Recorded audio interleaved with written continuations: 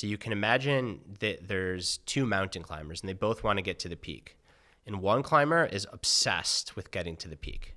And they think about the selfies they're going to take up there, how when they get to the peak, they're going to get to tell all their friends that I made it to the peak of the mountain, and they're going to get interviewed about getting to the peak, and so on and so forth. And the second climber wants to get to the peak equally as bad, but she's really focused on the process.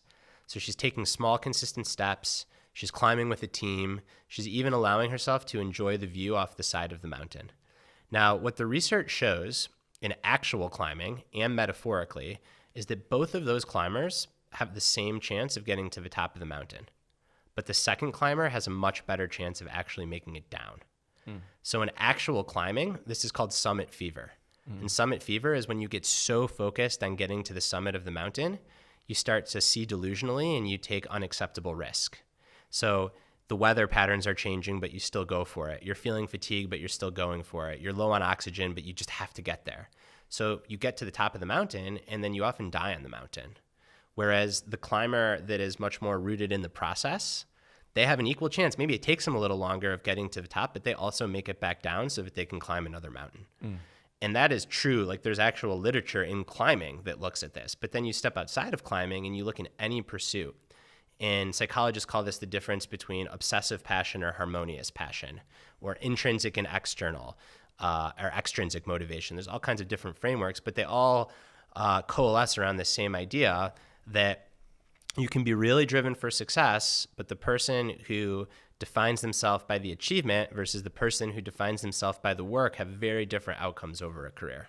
Our guest today is Brad Stulberg.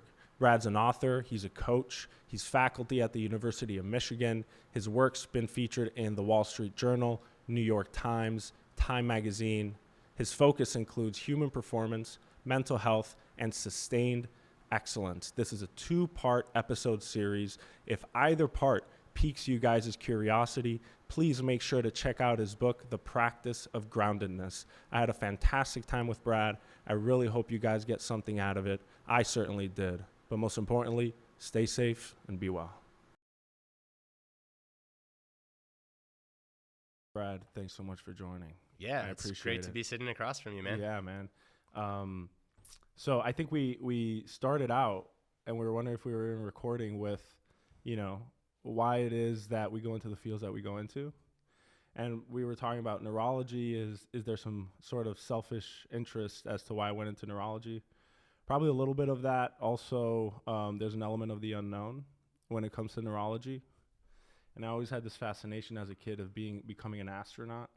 And that was because just the unknown. I wanted to go out and sort of in the unknown and try to figure stuff out. So that's my reason why I went into neurology. What's your reason for doing what you do?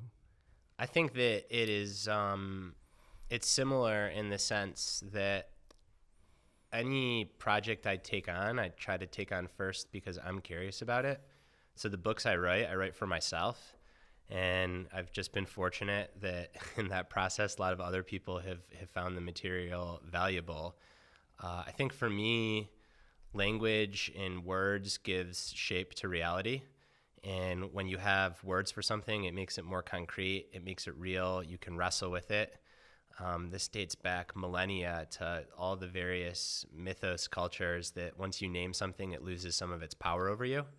And I kind of view my job as a writer is to just give things shape and form through words. And I'm doing it for myself first, and then I try to take readers along.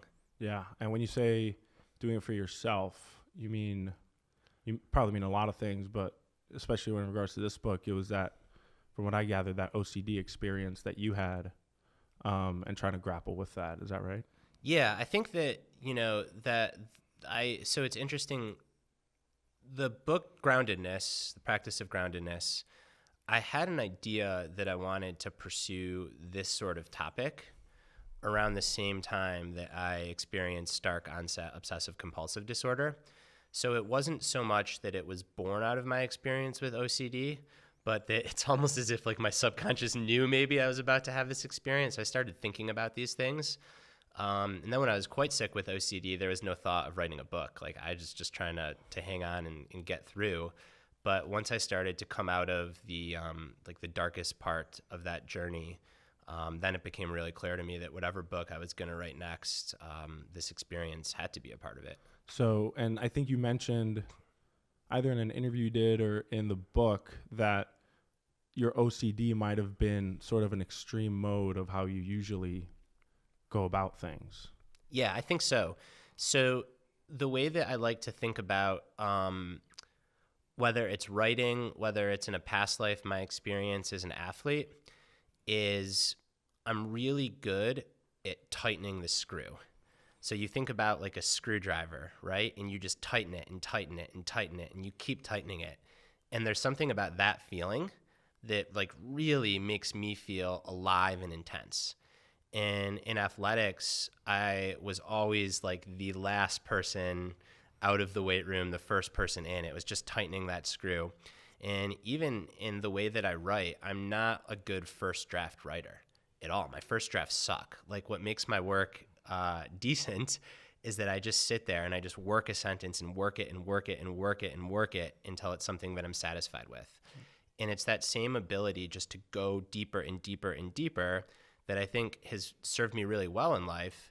And you would know better than me, but it's almost like a few neurocircuits like went haywire, and that same screw tightening started to go in super dark directions. And that's what separates, I guess, a clinical pathology from just me being an intense person. And usually when we see transitions like that, at least in my experience as a neurologist, especially as a sports neurologist, whenever we see a transition from sort of a usual state of being that's not pathological to something that perhaps is you know, there's usually an event involved or some sort of incident, right? Yeah. I see it a lot with like my concussion patients, right? They have this head injury. They've never experienced it before. It's kind of shatters their sense of being. Yeah. Did something like that happen with you or not? No, I mean, so my wife was recently pregnant with our first child. Right. So, you know, a more like psychodynamic therapist might say that that was the thing.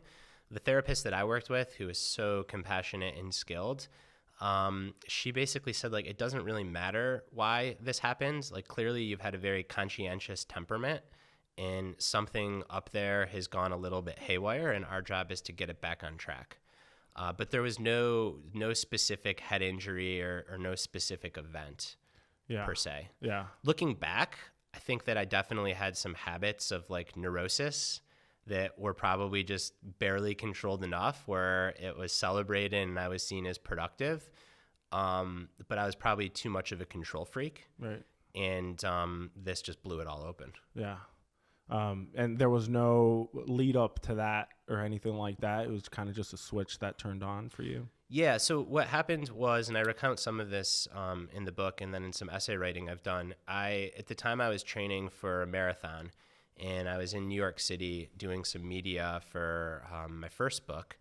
And I'm pretty sure my blood sugar just got really low. I did a long run. Then I was running around doing interviews. I met a friend for dinner. At least I thought it was dinner. It turned out just to like be a bar. So now I'm like having a drink or two on an empty stomach. I'd run 18 miles that day. Right. Probably hadn't had enough for lunch. So presumably what was happening biologically is my blood sugar dropped, and that led to a sense of panic. Got it. And I was aware enough to know that. So like I quickly grabbed a Snickers bar and a Coke, but like it just spiraled. Yeah. And I'd had no experience with anxiety, with panic, anything like that before. So I didn't know what the hell was going on. I called my brother, who was in medical school at the time, and I'm like, I think I'm dying. He's like, I think you're having a panic attack. And I'm like, I can't have a panic attack. Like, I don't even know what that means. Like, I'm actually dying. And I don't know, it was a rough 6 hours. And the next day, like, I thought I felt better, but there was a part of me that, like, wasn't sure. And then it just kind of spiraled and became this sense of panic that something's wrong, which eventually manifested into just nonstop obsessive intrusive thoughts, which is what OCD is characterized by. Right. Yeah.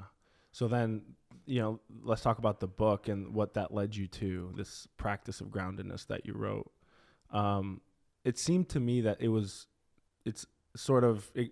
it comes from your own experience, but then it also is a response to what we're seeing in our culture today, a lot of, which is what you describe as heroic individualism. Do you mind elaborating on that a little bit? Yeah, of course. So the way that, so a couple of things. First, the OCD experience, so much of what is in the book is just the evidence from the third wave therapies.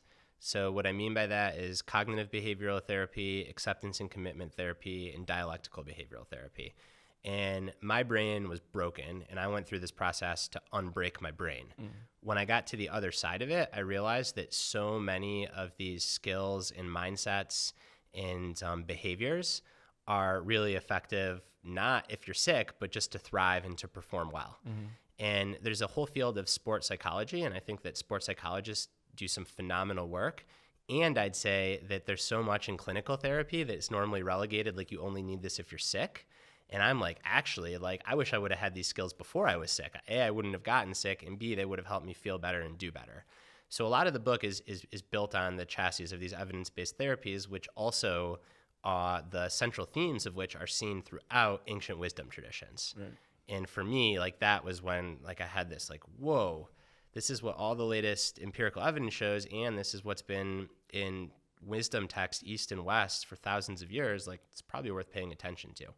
So that's where the solution comes from. Now, the problem that I defined in the book, I called it heroic individualism, which I think about is it's an ongoing game of one-upsmanship against yourself and others, where measurable achievement is the main arbiter of success, but the goalpost is always 10 yards down the field.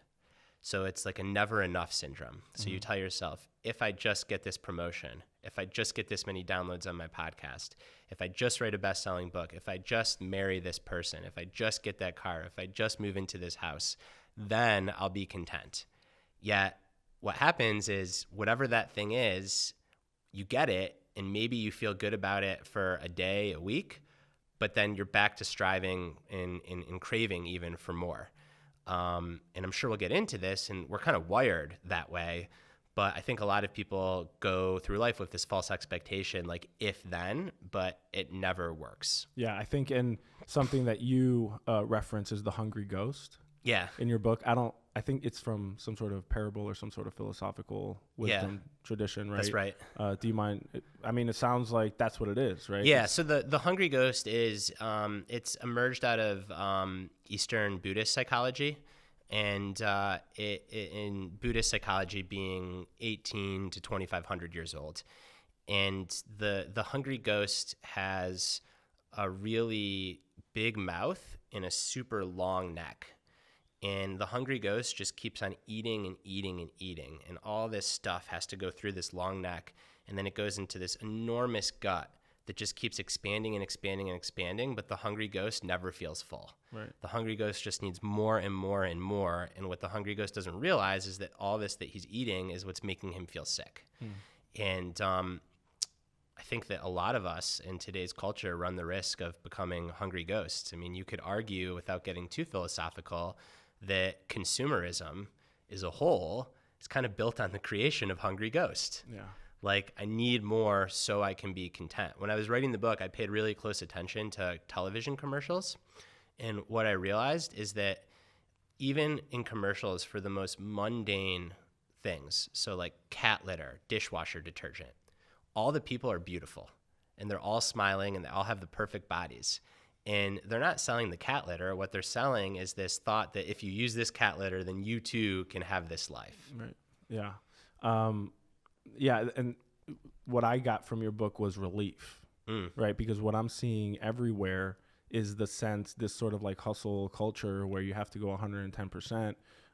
It doesn't value relationships, right? Yeah. It values individuals, your individualism first and foremost, and everything else can fall by the wayside as long as you come first. But then like the goal of it is like abstract though, right? I mean, it's pretty concrete in the sense of cars, clothes, big houses, and it's just money, right? But it's just like, okay, like it's still really abstract to me of like, okay, you just get money, as much money as you can, you just hoard as much money as you can, and then what, right? So again, you know, it just, there's no final end goal that's really concrete for me. And even then, I think that thought is pathological to a certain degree the more I think about it, and reading your book, which it's not about the goal, Right. It's about the process. It's about the process. And I think that that is a really important thread to pull on, because I'm not arguing that we shouldn't chase goals. What I'm arguing is that we should situate ourselves more in the striving, and we should choose goals where we're going to be happy and fulfilled striving for them, and value the relationships and the meaning and the learning along the way. Because the human brain, as you well know, like, it values wanting more than liking. Right. Like, it is a striving machine, right? This is our evolutionary inheritance. And I think that setting big goals is wonderful. I just think that it's this mindset that if I achieve the goal, then I'll be happy, instead of how do I build fulfillment and happiness in the pursuit, in the process, in the striving. And I mean, you must have lived this to some extent. You're a young fellowship trained neurologist in a new field. So like, it's not that you should check out and go to the monastery and not strive. It's how can we try to strive in a way that's more wholesome and more fulfilling, so that we're not left empty at the end. Right.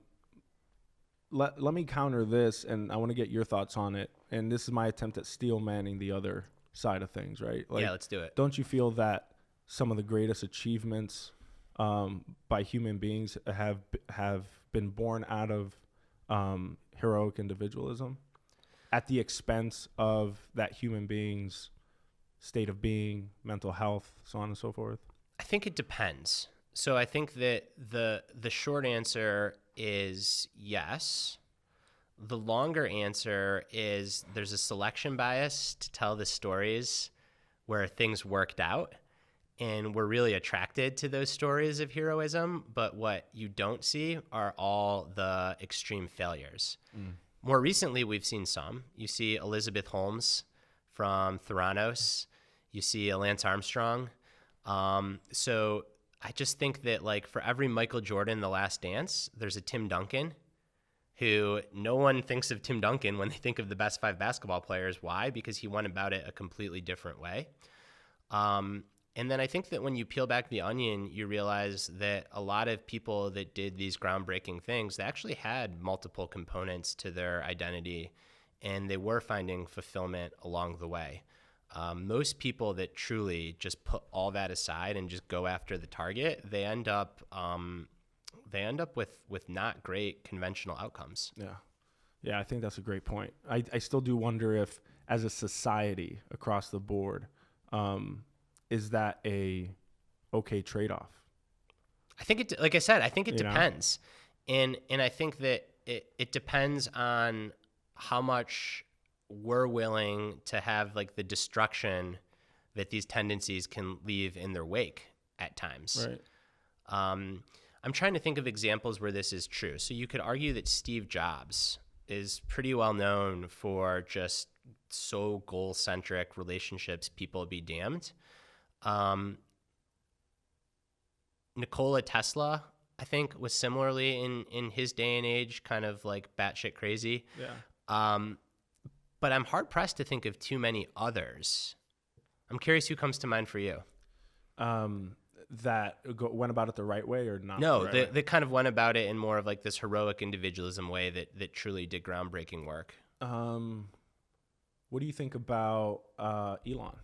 Yeah, so I think that story is still unfolding. I thought that you might say that, and we might get here. Yeah. It'll be really interesting. I think that story is still yet to be written. We'll see what happens with Twitter. We'll see what happens with Tesla and SpaceX.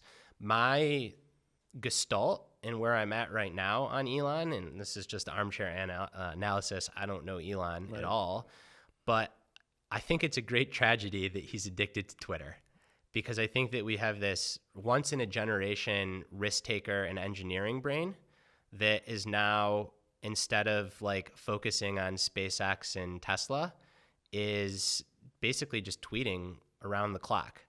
Now, maybe I'm wrong, and maybe Twitter will become this wonderful platform for so-called free speech, but I don't see that happening. I see it as like a really good brain kind of getting destroyed by Twitter. Yeah. You don't think that there's any sort of egocentrism about him that would be required for him to get to the point that he is now? Yeah, I mean, I think that I think it's egocentrism, and I also think it's a little bit like being a contrarian. Right. So I can totally understand why Elon Musk thinks that he could do Twitter, right? Everyone told him, you can't do electronic vehicles. He did it. Everyone told him, you can't lap NASA. He did it. So now everyone's like, you can't do this Twitter thing. He's like, oh, yeah, watch me. But I think that that's a trap that a lot of successful people run into, where they have a contrarian idea, and it's right, but then therefore they think that all their ideas that are contrarian are right, and it's kind of like the institutions are against us. There's a phenomenal example in sports science, and I'm not going to name names because I don't want to get either of us in trouble, but there's a researcher who did groundbreaking work on fatigue and the brain's role in fatigue. And this researcher is now also like arguing that any amount of carbohydrate destroys the brains of babies, and like on and on and on with all these very contrarian, borderline conspiracy theories. And I think you see it in a lot of people. Yeah, I do wonder. I sometimes have that experience because sometimes I have some contrarian ideas and thoughts. How do you navigate that? How would you recommend someone navigate their contrarian ideas? Yeah, I think that you can like an idea, but you shouldn't marry it, is the first thing I'd say.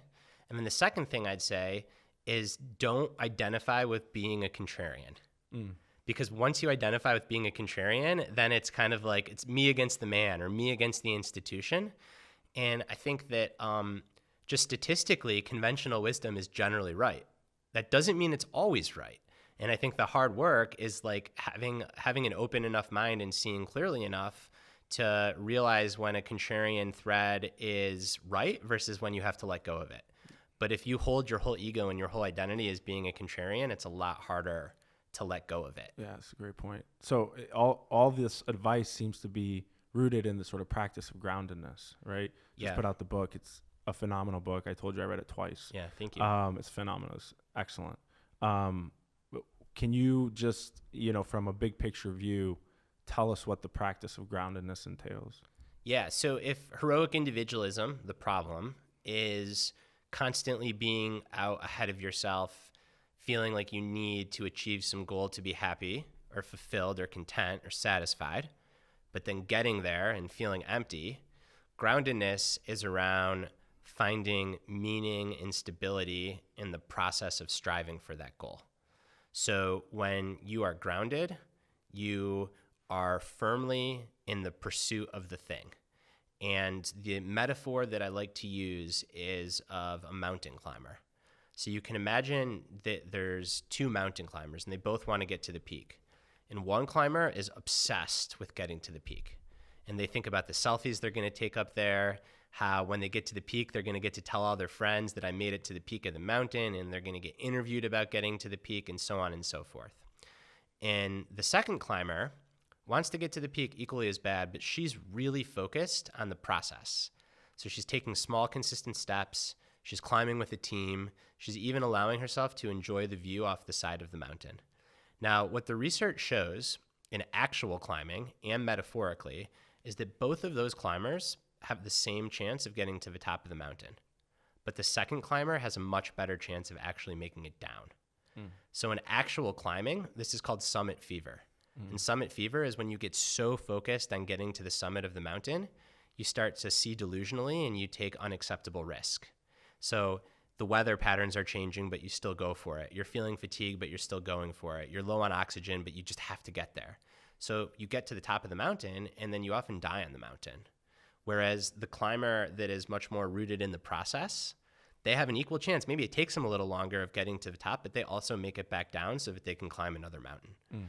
And that is true. Like there's actual literature in climbing that looks at this. But then you step outside of climbing and you look in any pursuit. And psychologists call this the difference between obsessive passion or harmonious passion, or intrinsic and external, or extrinsic motivation. There's all kinds of different frameworks, but they all coalesce around the same idea that you can be really driven for success, but the person who defines themselves by the achievement versus the person who defines themselves by the work have very different outcomes over a career. That's an excellent metaphor. I was going to have you do the redwood metaphor, but I think this one, yeah, I in mean, my I opinion, have might all kinds supersede of it. nature. I have all kinds of nature metaphors in the book because I think like there's just so much that we can learn from nature. But I mean, I'm sure you've seen this. Not to turn the interview back on you, but I'm sure you throughout your training saw young people who felt that they wanted to be an MD so that they could tell their parents they're an MD, or they thought that if they're an MD, it would help them date a certain kind of person, or it would give them status and clout. And everyone has some of that. Like, no one's the Buddha, right? Everyone has, well, maybe the Buddha is the Buddha, but everyone has some of that. But there's clearly people where that's what's driving their motivation. And then there are people who, yeah, they want the status, they want the nice income, but they're actually like just curious and fascinated by medicine, or they really want to help people, or some combination. And my guess is it's the latter group that's much happier and that ends up not burning out and having longer careers in the field. Yeah, that's an excellent point. You know, my career thus far hasn't had an entire arc to my career, right? Yeah, we talked about this offline because you're following what interests you. Right. If you were to say, like, I need to be the chair of the Chiefs or the head of this association come hell or high water, you're a smart guy. You probably figure out a way to get there close, but it probably wouldn't be as fulfilling as saying, hey, I'm just going to follow my interests and see where it takes me. Yeah, I think that is 100% has been something that I've been just, you know, one of my core values, right? Like, Yeah. you know, you mentioned core values in your book, and just identifying passion and then just chasing it. Yeah. Right. Despite what others might say, despite, you know, if it takes away from being able to be chair of this or, you know, part of this committee or something like that. Right. I felt that thus far that's benefited me just for my career and then just my overall sense of being. Certainly, I've already seen people, like you said, that might have been doing it for the incorrect reasons, you know, and where they're at now, you know, they're practicing and, you know, either they're not happy, right? Yeah. And then, you know, when you're a doctor, you know, what does that translate to? You know, do you want an unhappy doctor? No. That you're saying? No, the care's right? not going to Yeah. be as good. So, yeah, that's you know, I think that's an excellent point, and you can probably find it in any career. I was just going to say, and to be able to hold these two ideas at the same time, that it's okay to want to be successful. It's okay to care about being successful.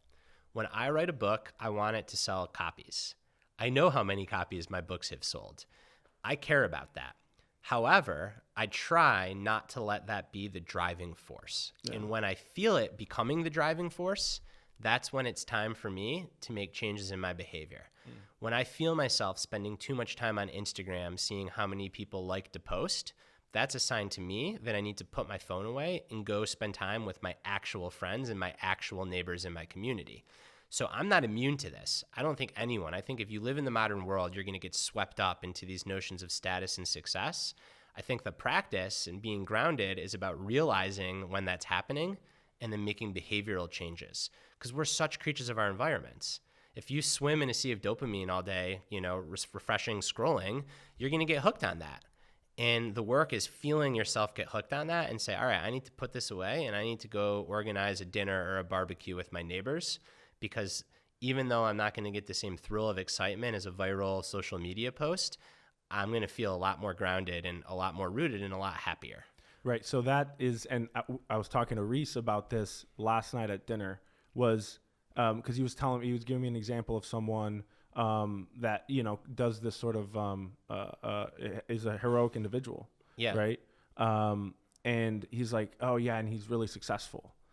And to me, you know, and something that was brought to my attention due to your book was, okay, like, wait a second though, what are we defining as success here? Yeah. Right. Is it, like I said, you know, all these fancy things that you can buy, all this money that you have, all the followers on Instagram or whatever, like, what is actual success? You know? Are you asking me? I define success as knowing your core values and showing up in alignment with them. Right. Like that's success, full stop. But the idea, like, if that is success, and that turns everything on its head, right?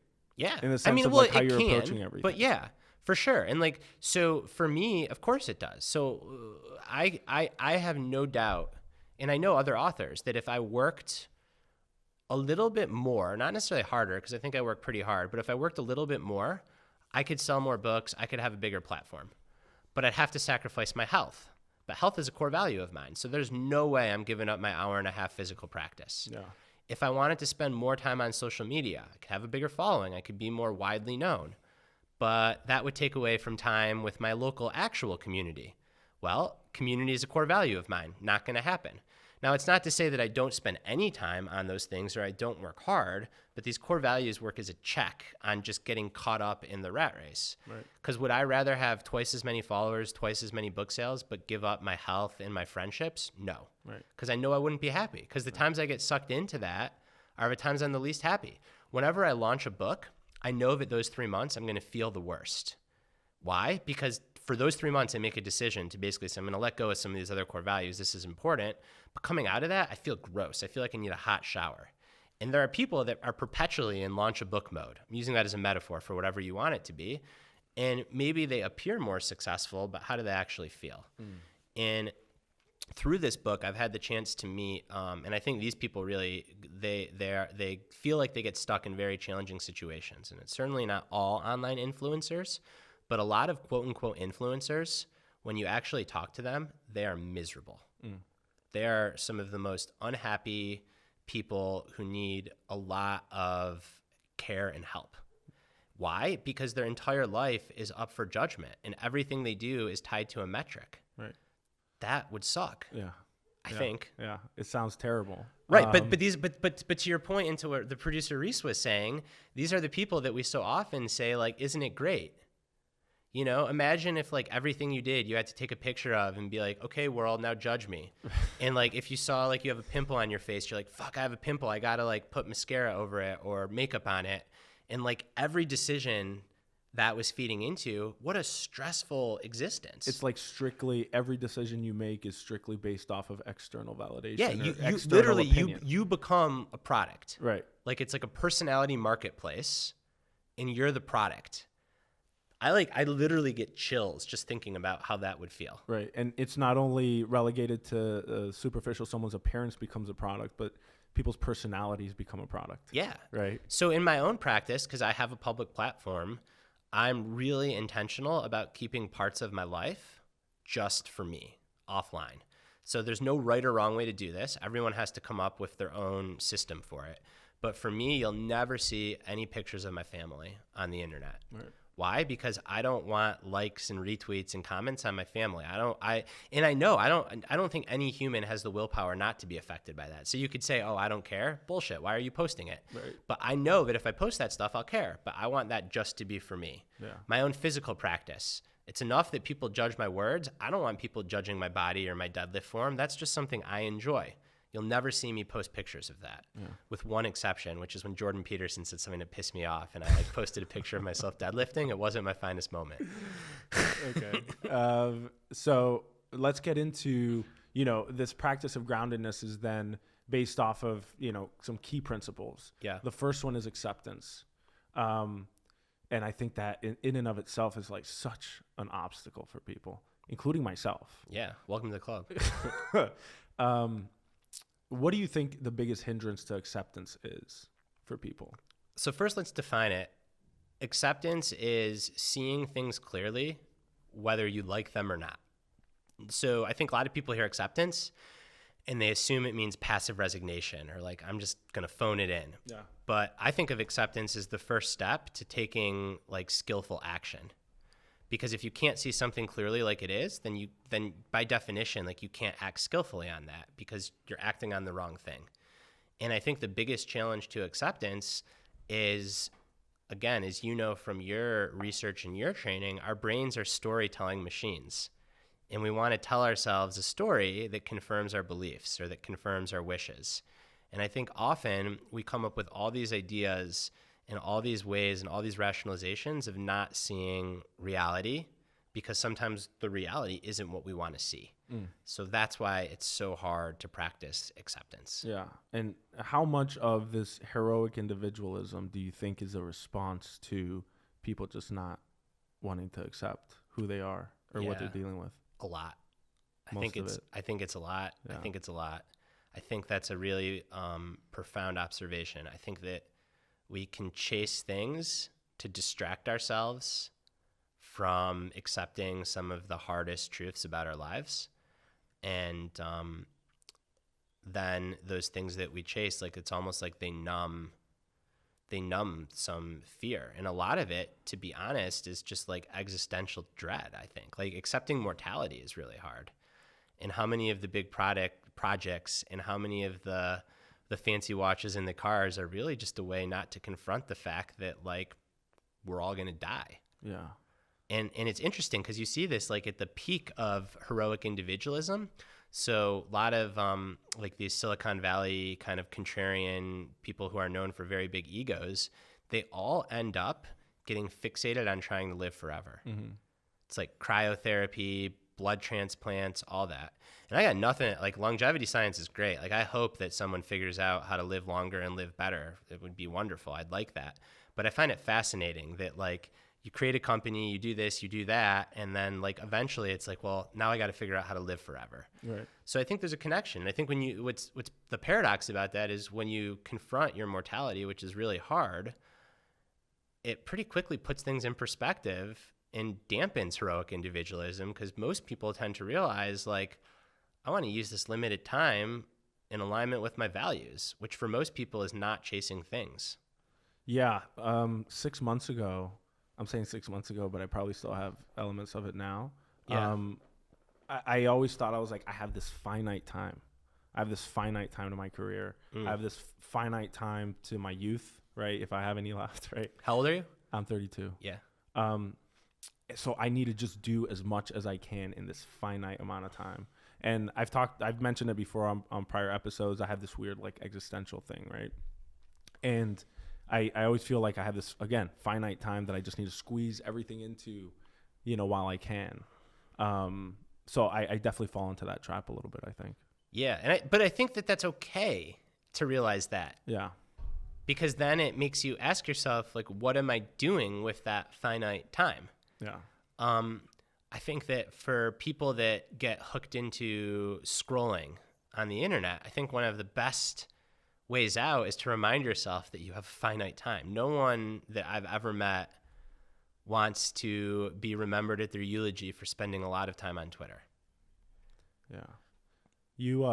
There was an awesome quote, and I was going to bring it up later because I think it pertains to the principle of patience, but I'll bring it up now. Life's not actually short. We just waste a lot of it. Mm-hmm. And I just thought that was like a super interesting thing that you hear everyone say, oh, life's short, make sure you're taking full advantage of it, right? But actually, we just waste a lot of time on doing things that aren't actually making us happy. Yeah, that quote is a spin-off of the Stoic philosopher Seneca. Yeah. Who said, life is long if we know how to live it. Yeah. Yeah, I mean, I think that that's it. So I think that, like, again, there's this paradox between getting caught up in the chasing and heroic individualism as a way to numb the fact that we all have finite time periods, but the acceptance and the realization that we all have finite time periods is the very thing that, like, helps us put our lives in perspective and actually focus on the things that matter. Yeah. Setting expectations, you mentioned it before. Yeah. What do you think about that, about setting expectations? You don't want to set the bar too low for yourself, right? Right. You want to just set accurate expectations. So we can nerd out if you want as much as you want, because this has become just a fascinating area of inquiry for me, is thinking about the brain as a prediction machine, and the brain just constantly making predictions for what's going to happen next. Because if it didn't, we would never be able to get through the world. There's, like, so much going on. Right. So if the brain is predicting the future, if those predictions are constantly wrong and the brain doesn't update accordingly, we start to experience chaos, or we start to feel bad. Mm-hmm. So if the brain is expecting, like, this rosy reality, and then we get something that is challenging, well, we have dissonance and we don't feel good. So this is a part of groundedness. I mentioned this even more. I explore this in my forthcoming book, but I think an example that so many people went through was with the coronavirus pandemic. So here in Asheville, there was a time period. It was the second summer of the pandemic. So this would have been like June of 2021. And it was like COVID was gone. there were so few cases. And I distinctly remember, like, because my family was pretty risk averse with COVID. We started going inside to other people's houses, and it was just great. And everybody was so happy. And then the Delta variant came. And it was the biggest gut punch. People were more sad and more scared than they were at the start of the pandemic. Right. Even though logically, we shouldn't have been. By then we had vaccines. We knew more about transmission. We had mitigation processes. So why is it that people hit peak despair with Delta? Can I interrupt you Yeah, real quick? of course. It was from the past experience of going through the initial coronavirus, right? And that's something that I feel, right, maybe before the influences of social media, comparison to other people, blah, blah, blah, is our brain bases predictions off of past experiences. Right. Right? So in that context, I would say it was probably from the past experience of dealing with the initial coronavirus. Right. So there's like the dread or the lowercase t trauma. And I think there's the expectation that like once our brain started thinking like COVID's over and got into that groove and then it's back, it obliterates that expectation. Right. So like you have the perfect combination of reality changes, but none of us wanted to see it clearly. Right. Yeah. And I think that was a societal thing, at least in America, that happened to so many people. But I think that is a powerful example because that's how we get in our own way all the time is we expect one thing to happen and then it doesn't go our way, but it takes us a long time to update our expectations or to update how we see reality clearly. Yeah. I think a big thing with my patients and athletes that I deal with too is acceptance post-injury. Yeah. Right. And I think you mentioned, who was it? Sarah True. Yeah. In your book, the endurance athlete that cramped up in Copacabana, Brazil. Yep. And her issues accepting her injury. Yeah. Right. And accepting all that came with it, the loss of an Olympic medal. But that's the case with most injuries in high performance athletes, right? You know, I deal a lot with some of the NFL guys, some college guys. Yeah. You know, and there's a lot of implications to injuries. So many. You know? So can you talk a little bit about that process of acceptance post-injury, whether that's a concussion or some sort of other orthopedic injury? Yeah, and I was just talking about this with a neighbor who's a former collegiate football player and did a lot of work as a performance coach with football players too. I told him I was talking to you, so we started talking about like what I might talk about with you. And I think that athletes are such a powerful microcosm. Yeah. For the principles that I write about, and particularly acceptance, because injury and retirement are two things that athletes deal with in a way that is so different than most people. Most people, you get injured, that doesn't put your whole livelihood in question immediately. Exactly. Great point. Most people retire between 60 and 80. Athletes retire between 28 and 35, 40 if you're an outlier, when everyone else is just like taking off in their career. So you have these enormous transitions. And I think there's so much additional pain and suffering that comes with not preparing for those transitions and not accepting them. Mm-hmm. Injury, a common thing with athletes is they don't want to accept the injury. So they don't start where they are and then they keep on getting re-injured. Mm-hmm. Instead of saying, yeah, like this happened, this sucks, I have to deal with it. And better to deal with it today and get myself on the right track than to delude myself or deny that this happened for 6 months or a year or 2 years, or for some people, a whole career. And I think that we should do a better job surrounding athletes, and a lot of good institutions are starting to do this, with the resources to help them go through these transitions and to help them accept injuries.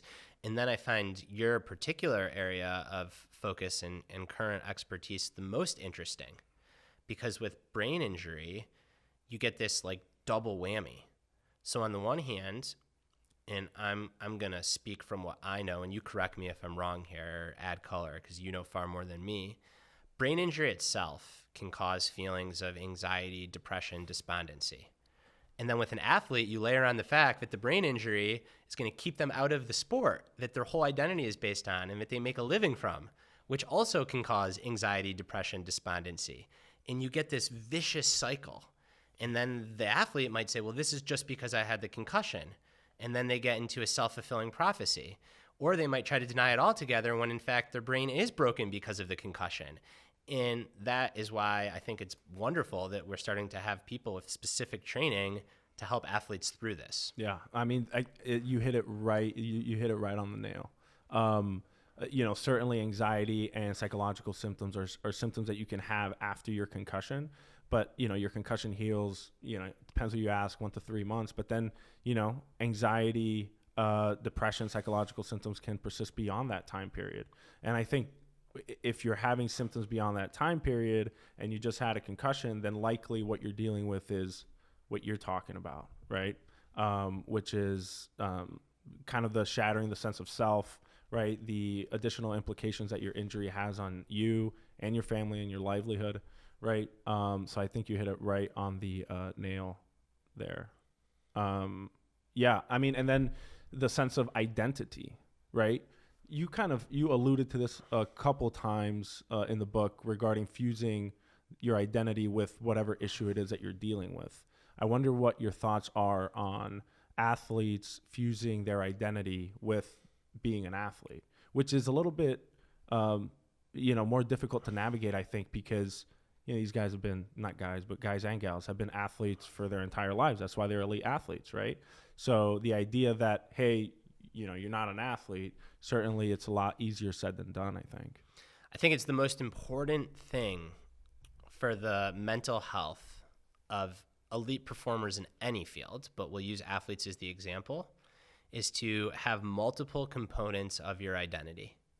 So it's not to say that you shouldn't go all in, because if you want to be an Olympian or an NFL or NBA, WNBA football player, or whatever it is, you kind of have to go all in. And oftentimes you're going all in from age 9, right, which is its own issue.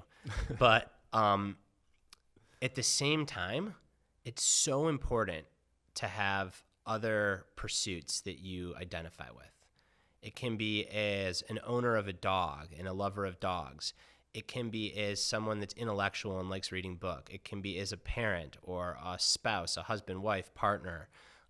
It can be as a religious identity. It doesn't matter what. But if your whole identity is just that sport, again, even if you have the best career and you're never injured, most athletes retire between 35 and 40. So then what? And older adults that are not athletes experience post-retirement depression and anxiety because of a loss of identity. But you have so much more wisdom when you're 70 to navigate that. Imagine being a young kid, like where it's all you have and your sport is all consuming. So there's a woman that I am so fortunate to be close friends with. Her name's Shalane Flanagan, and she's one of the better American U.S. women's distance runners. And she was an all-in runner, like 130-mile weeks, where you're just too tired to do anything else when you're running that much. But as she hit her mid-30s, she had the self-awareness and the wisdom to realize that running wasn't going to be forever, not at that level. So she started to very intentionally think about what would be next and diversify her identity.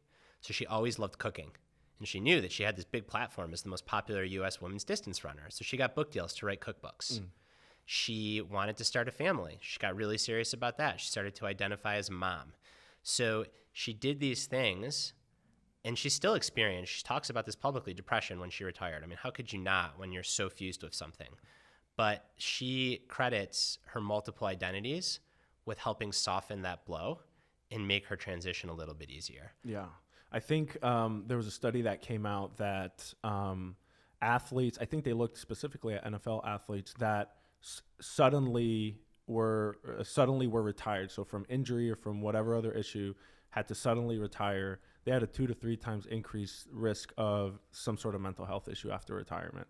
And the point of that was there's no preparation for retirement in that context, right? Whether it's injury or some other issue. And then they felt just kind of spat out the other end. And it's just like, okay, well, now what? Right?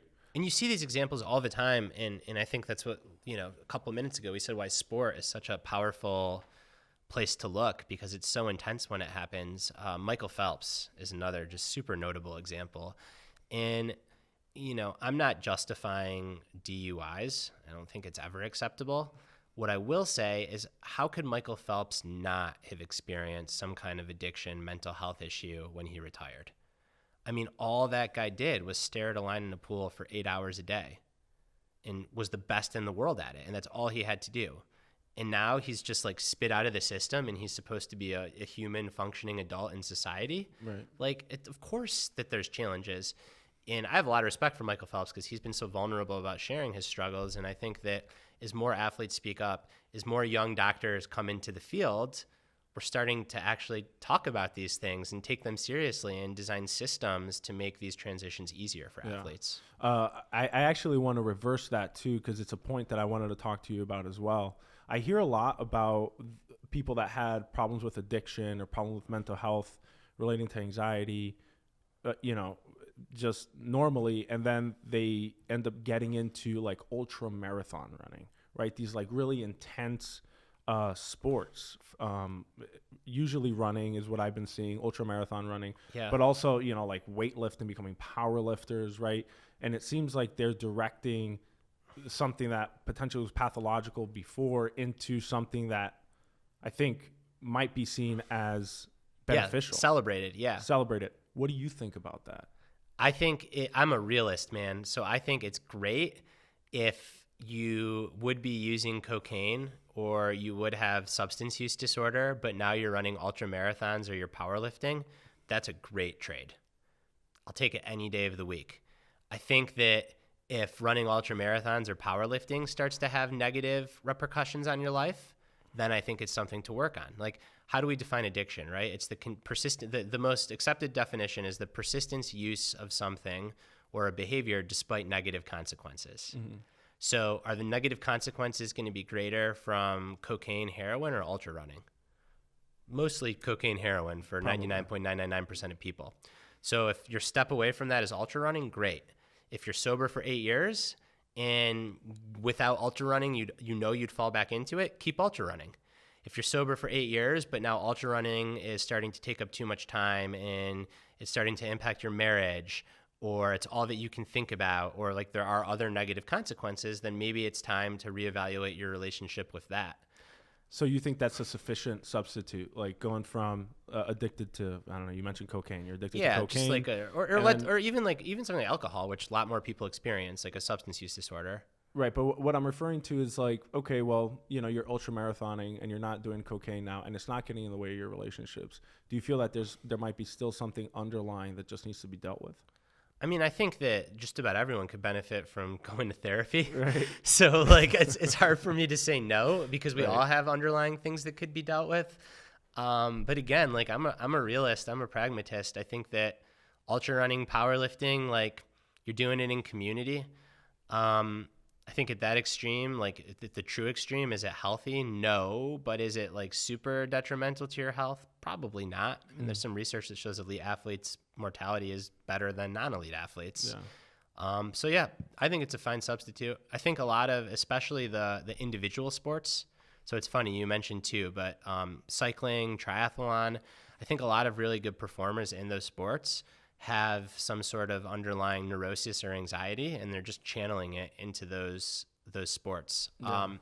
The recent women's champion of Ironman, world champion of Kona, Chelsea Sodaro, also has pretty bad obsessive compulsive disorder. And there was a really nice piece on her in the New York Times and just talked about how, like, for the longest time, triathlon, like, kind of masked it because there was no time and no energy for her brain to do anything other than execute on her training. And then after she won the world championship, she took time off. She was supposed to celebrate, and boom, she gets hit. Now she's in therapy. She's taking medication. She's doing much better.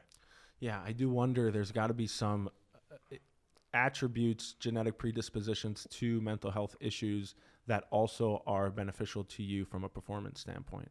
Yeah, I think so. And I think all these things are on a spectrum.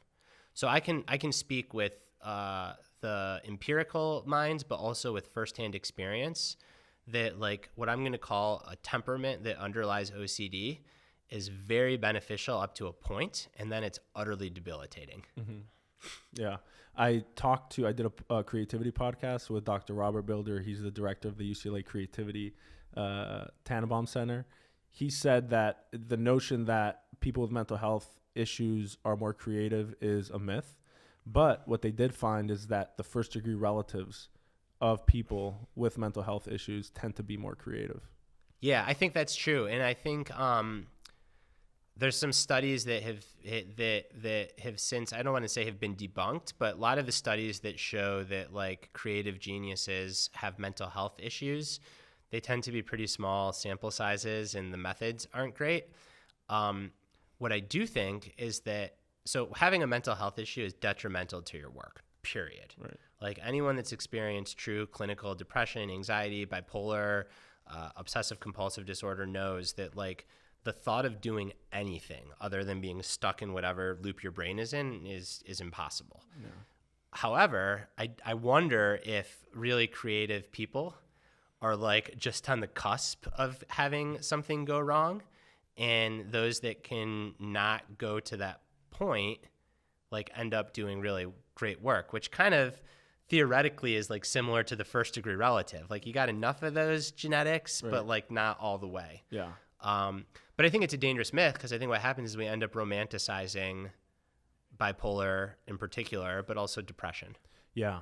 And I think that for people that, you know, might be have mental health predispositions that are performing, are doing some really creative things, what would be great if they were doing so in a practice of groundedness. Yes. Right? To like that would be super protective. To help them. Exactly. Right, exactly. Yeah. So back to the whole acceptance thing, you talk about creating a space between you and your experience for acceptance, seeing it as like maybe even a third observer or seeing it as like a wise observer. Yeah. Can you talk a little bit more about that? Yeah. So when we're going through challenges or when things are happening that are challenging for us to accept, we tend to fuse with our experience. So like experience us, normally there's some gap. Like I have a sense of self and my experience is talking to you.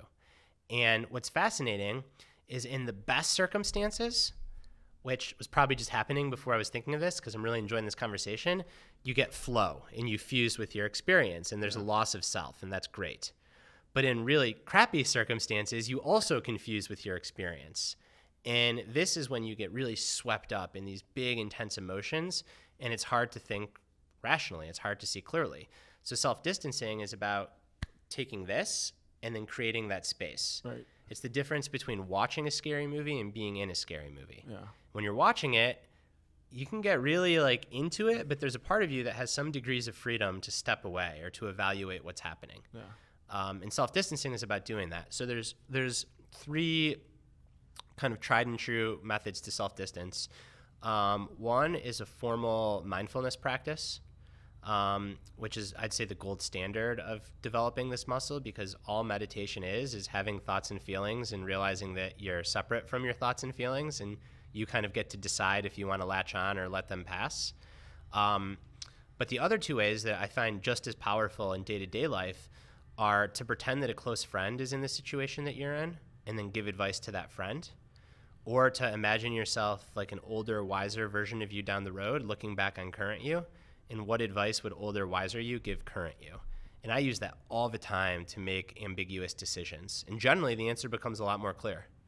That's so interesting, because when I read that in the book, I did that immediately. I was like, okay, I get it now, right? Yeah. Or just doing it to a friend, right? So how many times do you actually give advice, but you don't follow that same advice? All the time. Right? You also talk about self-compassion when you're assessing, or when you're in the wise observer role. Yeah. Yeah. Instead of just being so hard on yourself. Yeah. Well, there's research that shows that self-compassion is actually associated with self-discipline, which I think is really kind of ironic, because the way that I talk about it colloquially is for those listeners that dig this kind of content, I'm sure you're familiar with Jocko Willink, who's the Navy SEAL discipline is freedom guy.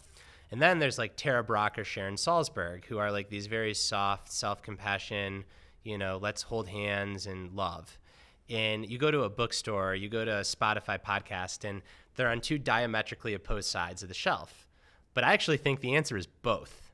I think like you need a lot of self-discipline to just be a human in the world, especially if you want to accomplish good things. You do. But you also need a lot of self-love and self-compassion, because doing hard things is freaking hard. And if every time you fail, you beat yourself up, why would you take risks? Yeah. So I think self-compassion is actually the key to self-discipline and to taking risks. Because if you know that when you fail, you're going to have your own back and you're not going to beat yourself up, you're a lot more liable to try to do hard things. Yeah. And then, that's an excellent point. And then you also mentioned stop shoulding yourself. Yeah. That's something I got from my therapist. I loved it, right? I was judging myself a lot, and she's like, stop shoulding all over yourself. The word should is so charged with judgment. And if you catch yourself shoulding, see if you can't replace it with want or wish. Yeah, you mentioned that shoulding brings about feelings of guilt and shame. Mm-hmm. Guilt and shame motivates me. Give an example if you're comfortable. Totally. So I have an 11-month-old. Yeah. And certainly. Congratulations, I'm sorry. Thank you, Brad. Yeah. But there's a lot of shoulding now in my life, right? When it comes to you've got this new role being a father, being a husband, and there's a lot of shoulding, right? Like I should be there, right? Because I'm a father now. I should that.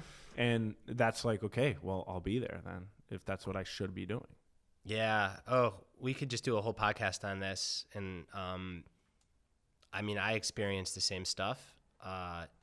You clearly love your work. You flew across the country to record this. I'm glad you did. I love my work. It's a big part of my identity. I have a 5-year-old and a 6-month-old. Second one's a lot easier. If your partner's listening, I don't want to put you in the hole and give them ideas. It's penciled in on the schedule. But it's a big source of shoulding for me, is because often I feel a real tension between my vocational pursuit and my work and my role as a parent. And then you see what other parents are doing, or at least what other parents say that they're doing. And I ultimately find that I feel best and I am most content with myself when I'm first honest with myself, and then I'm honest with Caitlin, my wife. And when we communicate about these trade-offs, instead of bury them or do it out of guilt, the outcomes tend to be the best. So I want to both be a really good father and be present and be there for my kids and be a supportive husband. And I want to be a world-class writer. And sometimes those two things are in tension, and it would be dumb to pretend that they're not. So back to acceptance, just accepting that there's going to be a tension there and talking about it and naming it, to me, has been the most powerful thing in navigating it. And with a lot of help from Caitlin. Like, hey, I'm really feeling this jam. Like, should I travel for these 8 things for book launch, or like, should I be home? Should. Well, it's what do I want to do? Well, I kind of want to do both. And the worst thing to do is go travel and do the thing and then feel guilty for doing it, because then you've done the thing and you feel guilty for doing it. Right. And I ultimately think it's just an ongoing conversation with yourself and in the context of parenting with your partner. And it's a moving target, and it changes over time. And there's the self-compassion. Like, parenting is hard. And a conversation that I often have with people who are entrepreneurs, who are parents, and especially women. So you think we have it bad as dads. I think culturally, at least in America, women that are entrepreneurs have it even worse, because there's more of a cultural thing that, like, the woman, and this is changing, but again, I'm painting in broad strokes, that like the woman's the primary caretaker, and there's a certain way to be a mom. And I've known and worked with young women who are starting companies, and they're like, well, I can't have a nanny. Like, I'm supposed to be the mom, or am I going to regret not being there, and all these things. And what's fascinating is I think there's multiple ways to be a role model for your kid. I think, there's being there nonstop, which is beautiful. And some people do that, and that's their value, and that is so wonderful. But then there's also being a role model for your kid and for your 15-year-old daughter that says, whoa, my mom's a badass. She built this company. Mm-hmm. And that's also being there for your kid. And sometimes those things are in tension, and we just don't like to accept it. And there's no right or wrong. But once we accept it and we name it, then we can start to do something about it and to experiment and to adjust as we go. Do you have a priority list between those two things? Meaning, is something a bigger priority to you between world-class writer, father? Ultimately, it's probably father. Probably? Yeah, but you see. So you don't know certainly? I mean, well, this is a good question. The reason that I think I say probably is because I don't see them as dichotomous. So if I had to choose, so let's put it this way. If you took away my ability to ever write again or you took away my kids, I'd say have my writing right now. I would not think twice. But that doesn't answer the question for you. Maybe it does. If it's certainly. Then then it is certainly. Yeah, like Right. I would give away all my writing right now versus give away my kids. But that's not what I asked you. I asked you Yeah. what's more important to you, what's higher on the priority list, being a writer or being a father? And you said, well, probably it's being a father. Yeah. But you're like, well, I would and then you made this hypothetical situation. The hypothetical makes it clear, but this is why words are important, because maybe the exercise is when I'm facing that trade-off to say, well, if someone took away my kids or my book, then I say easily take away my books, then in the moment I should be with my kids. But it's fluid because I'm not with my kids right now, either are you. Right. So like that's maybe why I say probably or in most cases. What I was going to get to is because it's so fluid, the way that I personally deal with this is with very clear boundaries and constraints. So Saturday, I do a digital Sabbath. Saturday morning at 9 a.m., my wife hides my computer and my phone, and I don't get it back till Sunday morning at 8 a.m. That is it. And then I don't have to make that decision. The probably goes away. I have no choice. Mm-hmm. So that's how I work with it, because otherwise it is really challenging and it is really tough. I think that I am fortunate too that I can, it's the gift and the curse. Like I set my own hours. So on the one hand, it's the curse because I can just always work. On the other hand, it's the gift because I can try to set those hours around showing up for my kids. Right. So I think this conversation and the idea of acceptance and the practice of groundedness is rooting in knowing your core values. Knowing your core values and being willing to wrestle with really hard trade-offs instead of denying this. I think that's a huge issue, not only myself, but then also greater in a greater aspect in culture and in our society is like people don't actually know what their core values are. They think their core values are what they see on social media or what they're told by the cat litter commercial. The cat litter commercial, you know? It's like that's what they think it is, right? And you know, maybe that's because there's no opposing presence telling them, hey, maybe you should think about these being your core values. And the reason for that is because, you know, you can fall back on them when you need to make a hard decision. You can fall back on them when life starts to get stressful. Yeah. And even then, though, like the challenge. So, yes, I think that for most people, just knowing your core values is great. But then even when you know them, they're often in conflict. Right. So, like my core values are health, community, family, and intellect. And then wisdom, kind of. And I say kind of because like I'm not that wise, but I try. I aspire to be wiser. So, okay, those are my core values, but what happens when intellect and family are in tension? I could read a book or I could go play with a kid. And a 5-year-old's fun, but you'll see, man, when your kid's like 2, it is just boring because they're old enough to like need to interact with you, but they're still so young that it's boring. Right. So what do I do when those two core values are in tension? And I think like that is also just so important to like sit with that tension and just try to make the best decision in the moment and adjust as you go, knowing that there's no right one answer. Sometimes the right answer is to go read a book, and sometimes the right answer is to go play with your kid. Yeah. At least for me, and it's going to differ for everyone. Right. Yeah. I've been thinking about my core values, and I can't answer definitively what my core values are. And the reason for that is because I'm in the point of my life now where I feel like, man, life is getting stressful. Decisions are having to be made. I need to be able to fall back on something. Yeah. I need to be able to have something where it's like, okay, what do I know? What is truth to me? Can I now flip the script on you and like play the role of coach? Let's do it. You did it to me with probably. Okay, fine. You just did such a funny thing. You just said decisions are needing to be made instead of saying I have to make decisions. Right.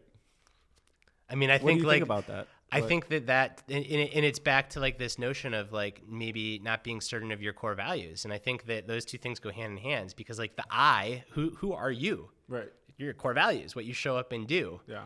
And I think that owning those core values and then saying I have to make decisions, realizing that you're never going to make a perfect decision. Like sound like a broken record. Part of being a mature adult is realizing these trade-offs exist, but just like putting yourself in the conversation with those trade-offs and starting to do your best to make those decisions.